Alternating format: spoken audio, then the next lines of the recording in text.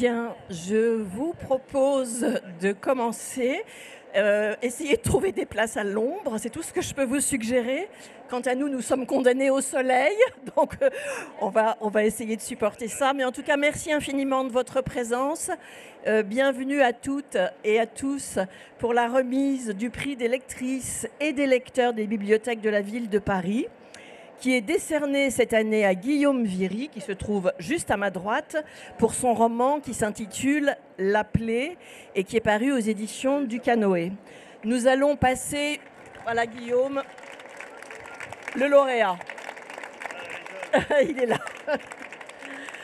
Donc nous allons passer une petite heure ensemble, bien sûr entendre Guillaume, mais également des membres du jury, une bibliothécaire, une libraire, enfin tous ceux qui sont impliqués de près ou de loin dans ce formidable prix dont nous célébrons cette année la 8e édition. Et j'aimerais d'emblée souligner le fait que chaque année, nous avons une sélection extraordinaire d'une très grande qualité qui concerne 5 romanciers ou romancières dont les livres paraissent à la rentrée de septembre. Donc en l'occurrence, cette année, c'était septembre 2024. Cette qualité de la sélection entraîne bien évidemment des délibérations et des débats passionnantes et passionnés. C'est un jury, vous l'avez compris, qui a la caractéristique d'être un jury de lecteurs et de lectrices, ce qui signifie qu'ils sont détachés de tout jeu d'influence et que leur jugement repose uniquement et exclusivement sur les qualités littéraires des textes qu'ils ont lus.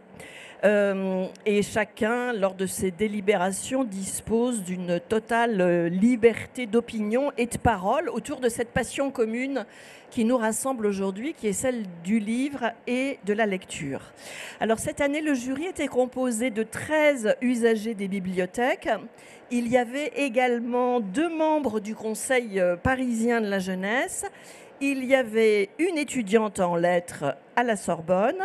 Et puis, et c'est une nouveauté parce que c'était la première fois qu'un ancien lauréat était là, il y avait la lauréate de 2024, Léna Gare.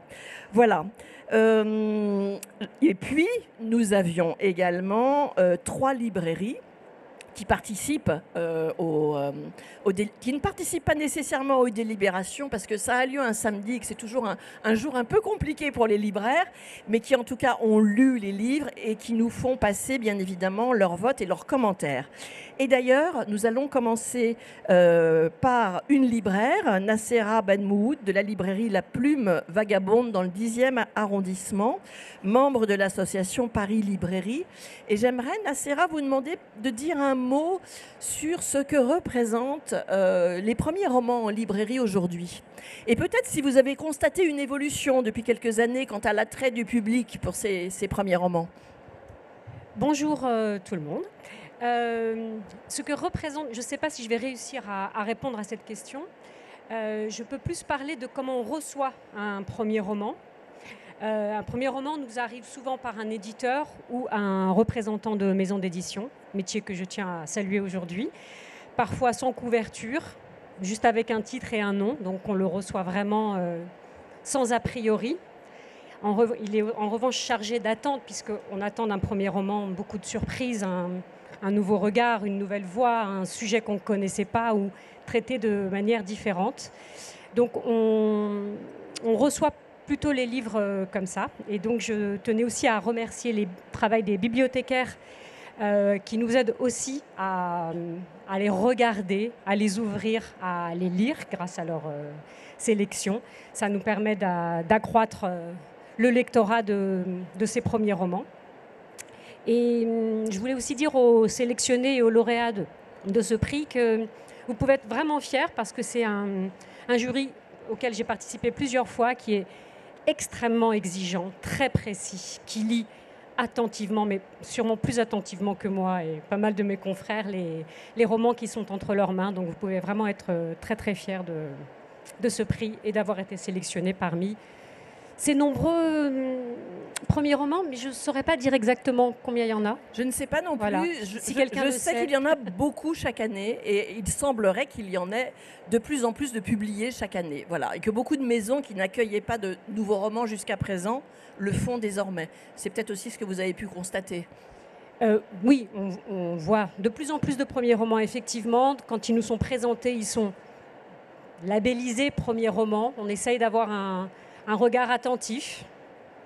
Voilà, alors est-ce qu'il y en a de plus en plus? Je ne sais pas, peut-être, ou en tout cas on en parle un peu plus, ils sont peut-être un peu plus en lumière, et c'est à la fois vertigineux parce qu'il y en a beaucoup, on ne sait pas quoi en faire, et à la fois c'est très heureux parce que c'est nouveau, parce que c'est la chaîne du livre, on est toujours très heureux de découvrir quelqu'un ou quelqu'une.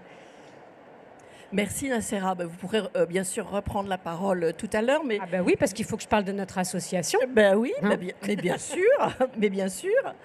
Mais comme il s'agit d'un prix des bibliothèques de la ville de Paris, il est naturel d'entendre une bibliothécaire qui est membre donc de ce fameux comité de sélection du prix, c'est un travail considérable.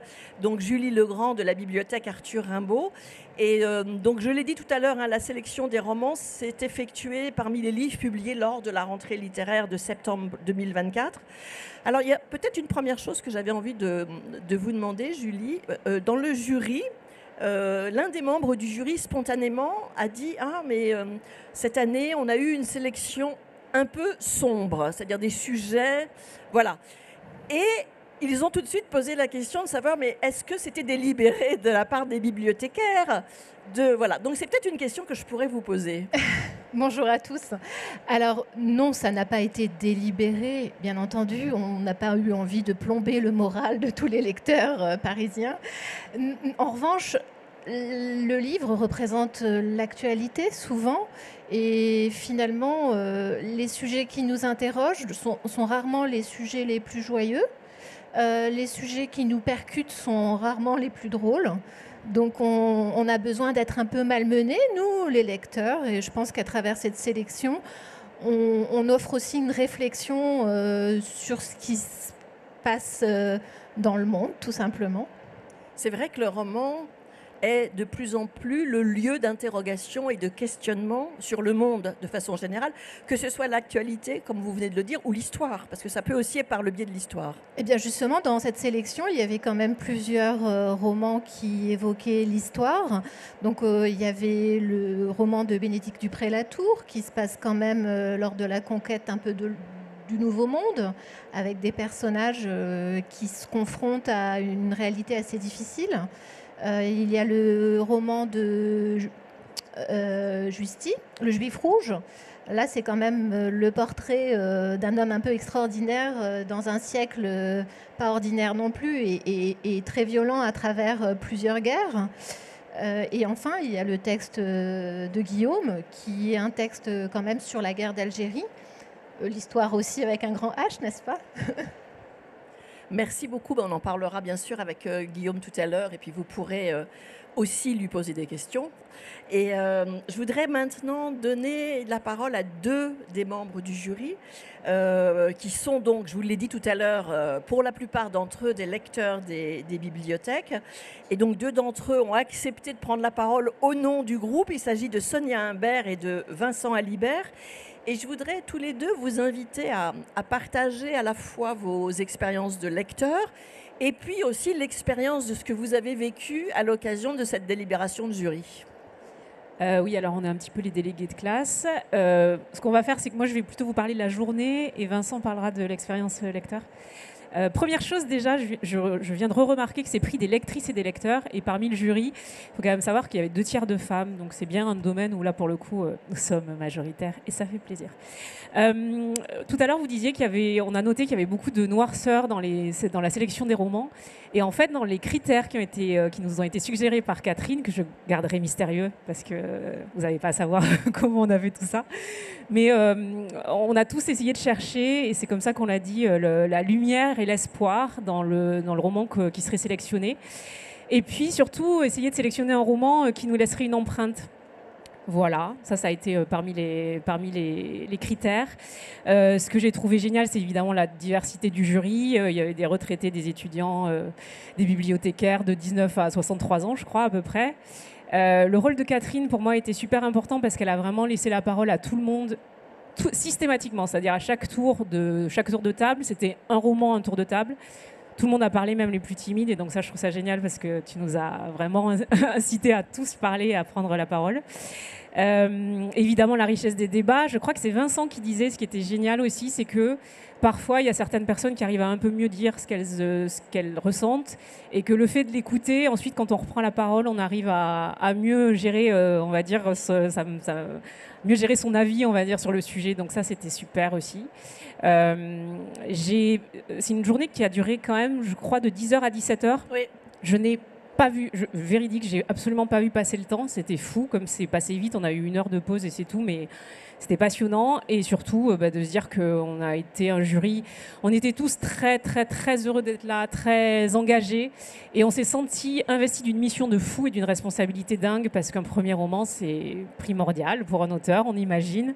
Donc, franchement, un petit peu de pression, parce que aussi dans la manière dont les votes sont faits, je crois que le poids sur nous était quand même assez élevé, l'air de rien, plus de ceux des bibliothécaires et des lecteurs. Voilà, ça y est, j'ai déjà trop parlé. À toi. C'est vrai que c'est une réelle responsabilité qui est celle des membres du jury, et vous avez tous été investis du sérieux de ce moment-là, parce que il est vrai qu'un prix pour un premier roman, pour un auteur, c'est un moment extrêmement important, et vous en étiez tous conscients. Alors, complément d'impression de la part d'un autre membre du jury, Vincent. Bonjour à tous. J'aimerais commencer par remercier tous les bibliothécaires, les agents de la direction des affaires culturelles, les agents du service public de la culture qui font vivre ces événements chaque jour. Et je pense que c'est important de commencer par ça. Vraiment, c'était un événement assez exceptionnel. Et j'aimerais vraiment vous remercier pour l'opportunité que vous nous avez donnée. Donc sur l'expérience en tant que lecteur, la sélection était très diversifiée, autant dans les formats, les sujets. Alors c'est vrai que vous avez mentionné une certaine unité sur la noirceur des romans, mais je trouve que l'approche était quand même très propre à chaque auteur, et c'était très très agréable d'avoir cette diversité dans les romans. Vous avez aussi, t'as aussi parlé du poids que ça pouvait représenter, mais je pense qu'il ne faut pas oublier que c'est aussi un plaisir. La lecture, c'est tellement agréable, de juste se poser, de pouvoir lire un livre. Et là, d'avoir ces 5 romans sur lesquels on ne serait peut-être pas allé de nous-mêmes, c'était vraiment une très belle opportunité, parce que ça nous pousse à sortir un peu des sentiers battus, à sortir de nos habitudes. Et pour ça, c'était vraiment très très agréable. Et je pense que tout le jury s'est quand même assez accordé là-dessus. Ça revenait beaucoup que pour beaucoup d'entre nous, les premiers romans, ça ne nous parlait pas forcément. Et oui, c'était vraiment une expérience assez stimulante, je dirais. Il y a peut-être une chose qui n'a pas été dite et à laquelle moi je suis extrêmement sensible parmi toutes les choses qui se passent au cours de cette journée, c'est le fait, et vous en êtes souvent témoins, les membres du jury, c'est le fait qu'entendre quelqu'un avoir une opinion différente que la sienne sur un livre, c'est quelque chose d'extrêmement important, et ça permet aussi de faire évoluer les regards. Je ne sais pas si vous l'avez vécu, ça. Oui. Ce qui était aussi très intéressant, c'est que la lecture, souvent, c'est une action plutôt solitaire. Quand on lit, on est plutôt tout seul, on lit notre livre dans notre coin. Alors que là, il y avait vraiment un aspect de groupe qui était très fort et qui changeait vraiment cet aspect-là de la lecture, où on a confronté nos idées, on a essayé de comprendre comment l'autre avait vécu la lecture. Et ça, c'était tout à fait nouveau. Enfin, la lecture, comme je disais, oui, ça se fait vraiment rarement en groupe.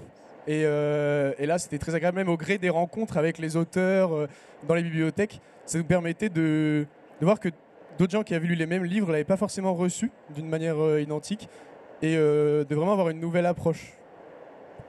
Juste un mot là-dessus, d'autant plus qu'il y a quand même plusieurs tours, et que l'avis de l'autre, parfois, en tout cas dans mon cas, ça peut faire basculer aussi en fait un choix. Donc c'est super important, parce que la manière dont certains défendaient les ouvrages pour lesquels ils étaient, fait que C'est Voilà. vrai. Et ce que vous dites, Sonia, me fait penser à une chose qu'il faut peut-être souligner.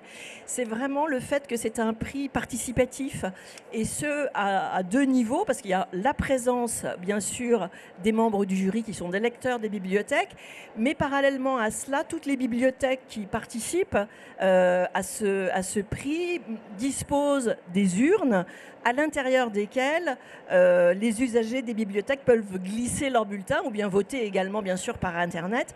Et ces votes-là sont pris en compte, en tout cas au premier tour.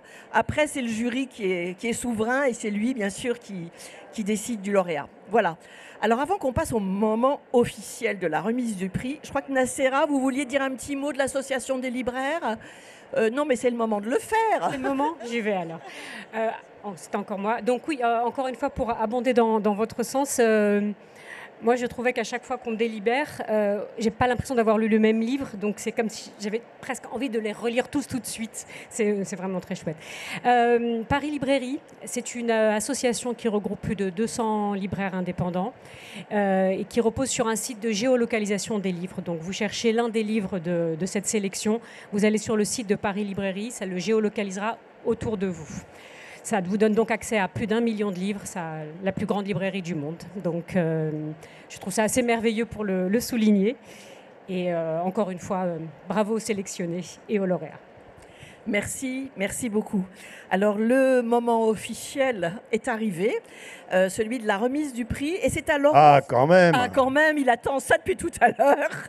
C'était long, hein, Guillaume. Bon. En tout cas, c'est formidable parce que cette année, c'est Laurence Patrice qui va remettre ce prix. Et il se trouve que Laurence Patrice, vous êtes non seulement une ancienne libraire, mais que vous êtes adjointe à la maire de Paris en charge de la mémoire. Et ça a du sens que ce soit vous qui remettiez ce prix aujourd'hui, je crois. Évidemment, vu le sujet du livre, ça a du sens. Mais je dirais que ça a du sens... peut-être parce que ça parle effectivement de cette guerre d'Algérie, mais pour moi ça a du sens parce que surtout ça parle de transmission plus ou moins réussie ou plus ou moins ratée, comme on voudra. Mais ça parle de transmission, et ça parle de transmission entre des hommes, entre des pères, entre des frères, ce qui n'est pas un sujet si courant que ça, d'ailleurs, quel que soit le sujet de la transmission. Et ça parle des non-dits, des silences, de la mémoire qu'on efface, de la mémoire qu'on... Voilà, il y a une manifestation tout de suite, peut-être. Donc, je pense que c'est ça l'important. Enfin, pour moi, en tout cas, c'est... Le hasard fait que cette année, c'est moi qui remet ce prix au nom de la ville de Paris, au nom de la maire de Paris, et donc au nom aussi de ma collègue adjointe en charge des sujets de culture. Mais tout le travail qu'on fait autour de la mémoire, que j'essaie en tout cas de porter autour de la mémoire, c'est justement de faire émerger des mémoires différentes, des mémoires partagées et des mémoires enfouies, que ce soit enfoui dans ce qu'on a de plus profond et de plus intime, et aussi des mémoires enfouies parce que malheureusement, et ça a été le cas de la guerre d'Algérie, c'est quelque chose qu'on a beaucoup mis sous le tapis, puisque bien évidemment, pendant très longtemps, on n'a même pas voulu dire que c'était une guerre. Donc, et encore aujourd'hui, dans le travail mémoriel classique, dirais-je, les choses qui se passent, les témoignages qu'on peut faire dans les écoles, où il y a toujours une concurrence des mémoires autour de ce sujet de la guerre d'Algérie. Donc c'est aussi effectivement une mémoire qui est loin d'être remise à la lumière totalement. Et en tout cas, ce livre, personnellement, m'a vraiment beaucoup touchée pour ça. Mais presque si ça avait été un autre sujet, c'était pareil, parce que je trouve que les silences, les creux, les détours de ce livre, qui est porté par une écriture absolument magnifique, parce que c'est bien de parler du fond, mais je pense que le fond est porté par une forme, et cette forme et cette écriture est absolument remarquable, extrêmement personnelle et rare. Et quelqu'un disait avant que nous entrions que c'est un livre qui mériterait d'être scandé et lu à haute voix, et on y entend encore autre chose à ce moment-là. Et je pense que en cela, alors pour tout vous dire, j'ai pas lu les autres, donc je pense que forcément celui-là c'était le meilleur. Alors après, je vais faire mon job quand même d'adjointe et de Ville de Paris. Je voudrais quand même moi aussi remercier évidemment tout le service du bureau des bibliothèques et toutes les bibliothécaires de la Ville de Paris qui travaillent pendant 9 mois à mettre en place ce prix. Je voulais aussi évidemment remercier les lectrices et les lecteurs qui participent à ce prix. Et puis, et aussi les libraires, parce que quand même, Paris est riche. Alors, on a 72 médiathèques, bibliothèques ou médiathèques dans Paris, mais on a aussi 350 librairies indépendantes. Et je suis personnellement très attachée aux librairies indépendantes.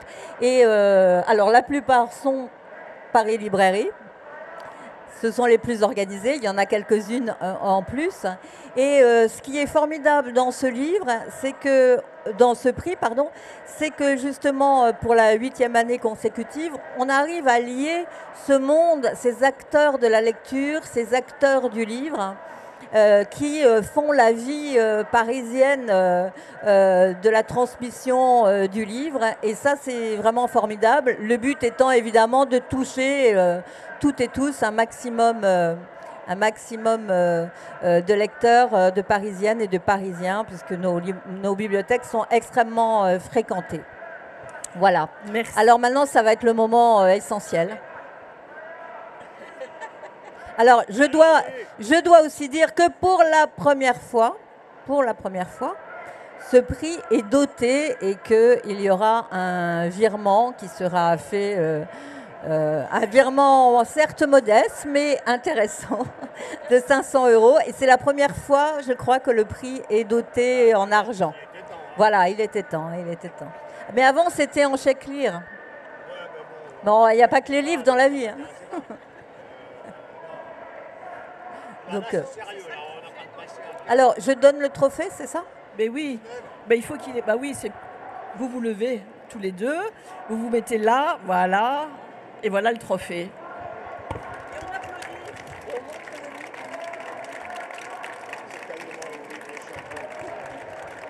Bravo.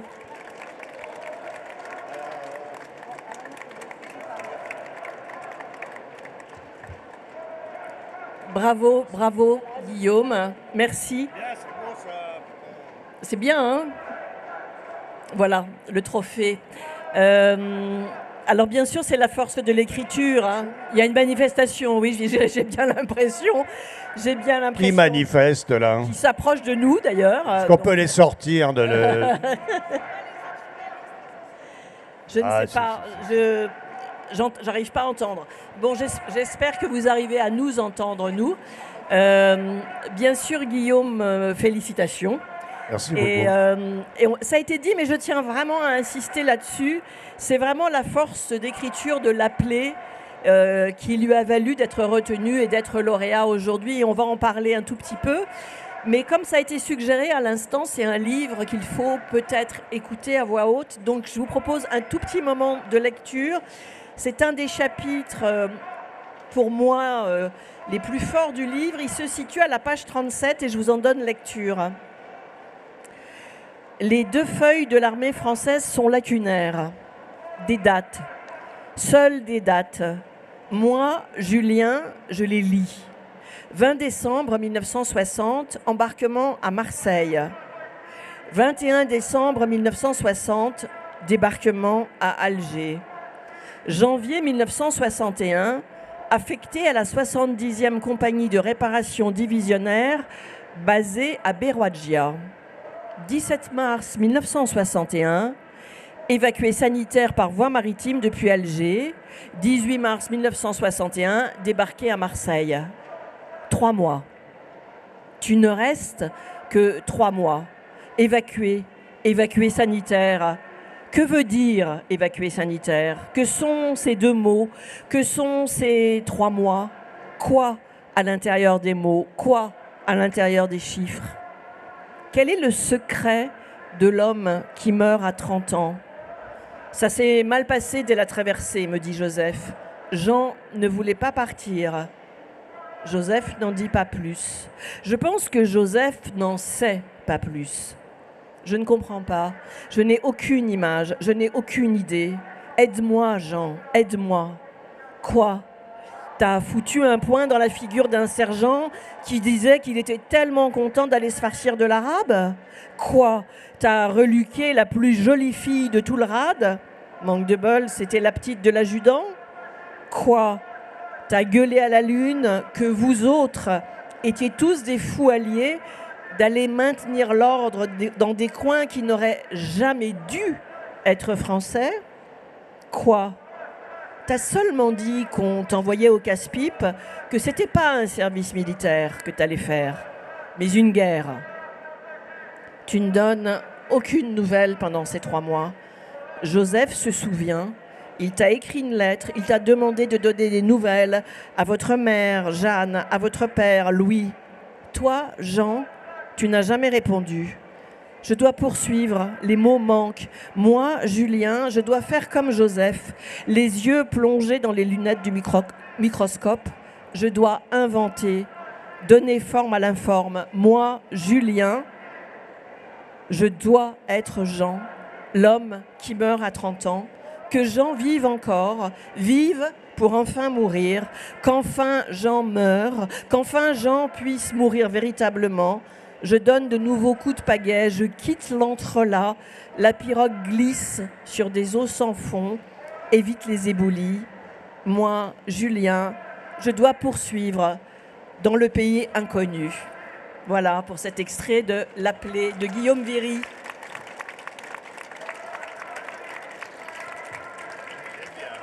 Merci Guillaume. En plus, c'est un comédien qui dit ça, parce que j'ai oublié de vous dire que Guillaume est comédien, également scénariste. Il faut prendre un micro. Voilà. En tout cas, comédien et également scénariste, réalisateur. On entend une chose, Guillaume, dans ce chapitre qu'on vient d'écouter. Il y a un des narrateurs, et la caractéristique de ce livre, c'est que vous avez réparti précisément toute la narration entre différents personnages. C'est-à-dire, le jeu est tenu tour à tour par plusieurs hommes de la famille. Il y a Louis, il y a Julien, il y a Joseph. Et c'est vrai que ce livre explore les traumatismes des appelés d'Algérie, une guerre donc qui a conduit Jean à la folie.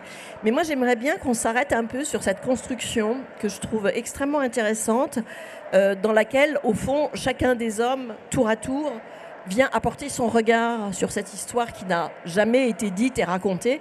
Il fallait vraiment plusieurs narrateurs pour arriver à la mettre en forme, cette histoire. Enfin, au départ, la voix centrale, c'est celle de Jean, qui a appelé en Algérie, voilà. Et après, il y a des voix qui ont son père, son frère et puis son neveu, voilà, qui sont habités en fait par cette histoire qui n'a pas été dite. C'est pour ça qu'il y a plusieurs jeux, parce que chacun sont portés par cette histoire. Cette histoire est portée par des jeux différents, quoi. Oui, c'est ça un petit peu le... Après, il fallait, un des enjeux pour moi, un peu moral, enfin même totalement moral, c'est que le jeu principal reste celui de Jean L'Appelé, quoi, en fait, voilà. Même si c'est pas lui qui est le narrateur, puisque c'est Julien qui se met en quête de raconter cette histoire. Mais il fallait que Julien reste un petit peu discret, en fait, enfin, que il est traversé par cette histoire.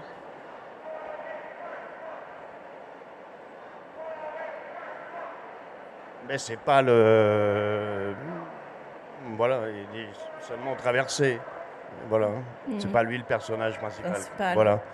Donc voilà. En fait, de toute façon, la construction, c'est pour raconter que 60 ans après, ce qui s'est passé existe encore. Existe encore dans les corps. Ça, c'est très fort dans le livre. La moindre évocation de cet événement provoque des sortes de déflagrations chez toutes les générations de personnes de la famille. C'est dire la puissance. Oui, je crois. En fait, tant que les choses n'ont pas été dites, tant qu'il n'y a pas eu des mots qui nomme les choses existent toujours. Ça existe comme ça à notre insu, en fait. Enfin, on est traversé, on ne sait pas bien par quoi, on est un peu dans toutes les familles du monde. Hein. Et oui, voilà, l'idée c'était de mettre des mots pour que.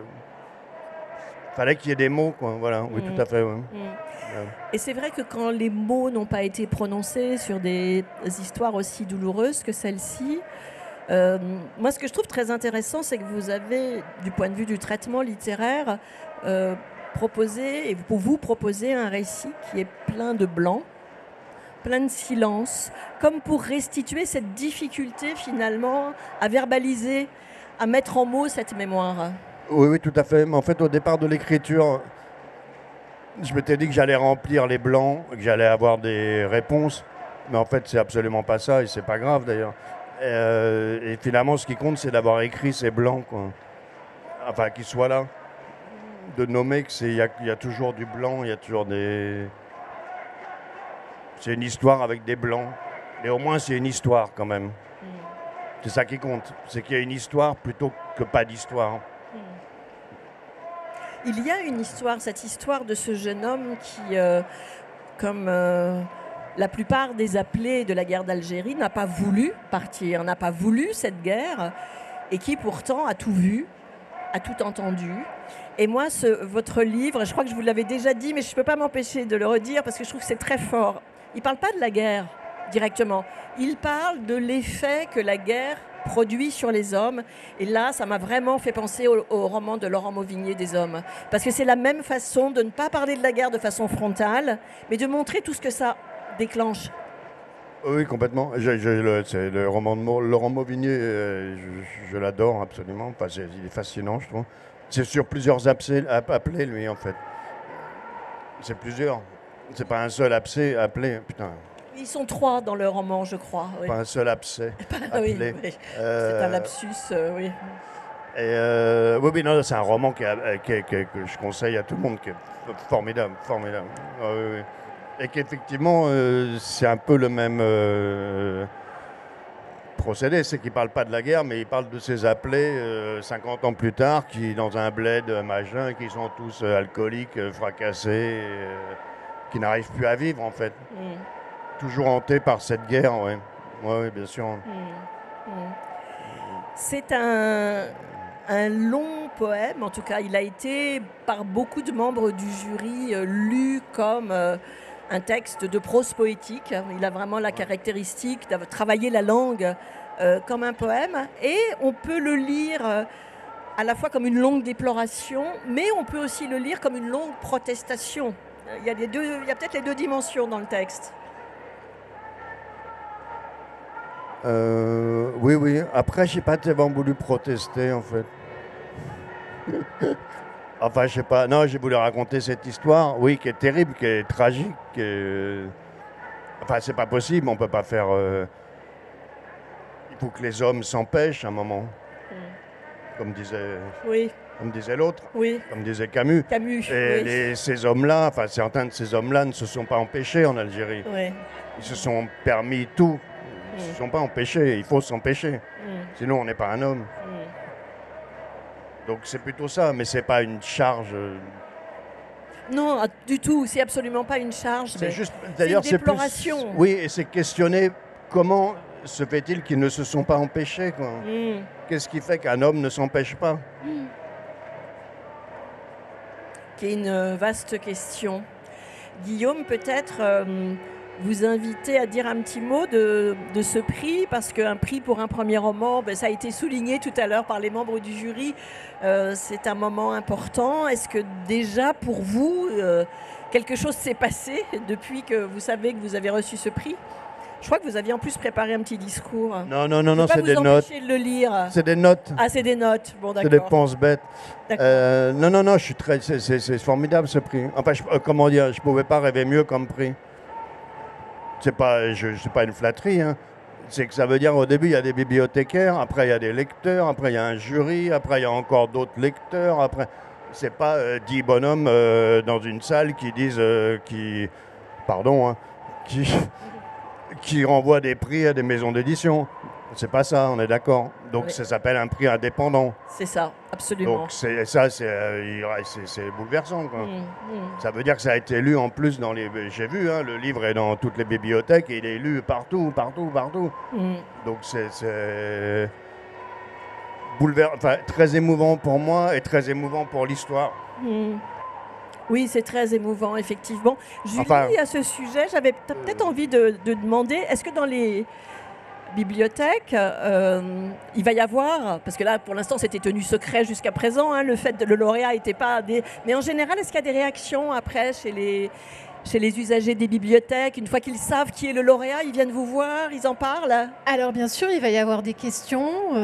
Alors moi, j'avais déjà eu la chance d'inviter Guillaume à la bibliothèque Arthur Rimbaud, donc j'ai déjà pu assister à l'effet que le texte peut faire sur les lecteurs. Mais là, forcément, on va, nous aussi, bibliothécaires, faire notre travail de bibliothécaire, le promouvoir encore plus qu'on ne l'a fait jusqu'ici.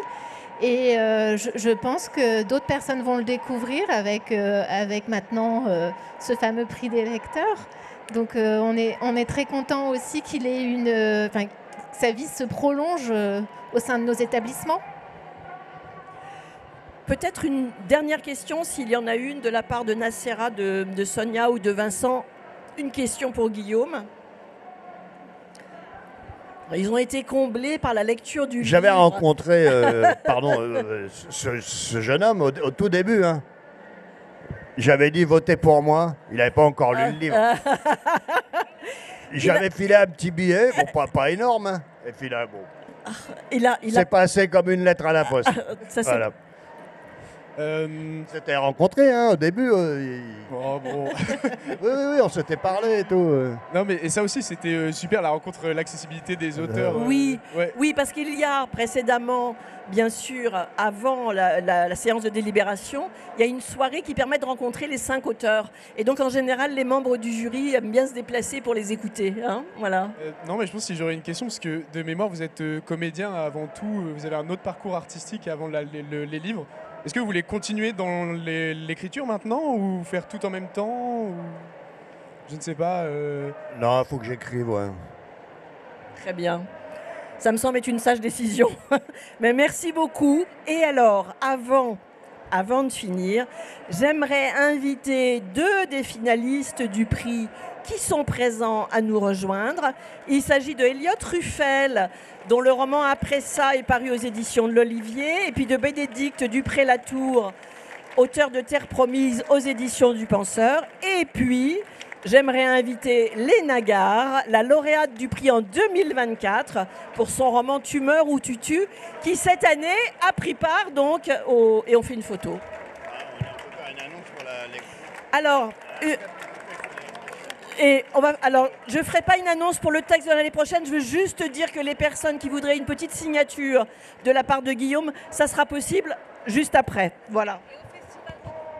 Ah oui, et j'ai oublié, il y a le 21, c'est quand déjà 21 juin, vous retrouverez Guillaume à La Villette pour le festival Mot pour Mot à 11h30.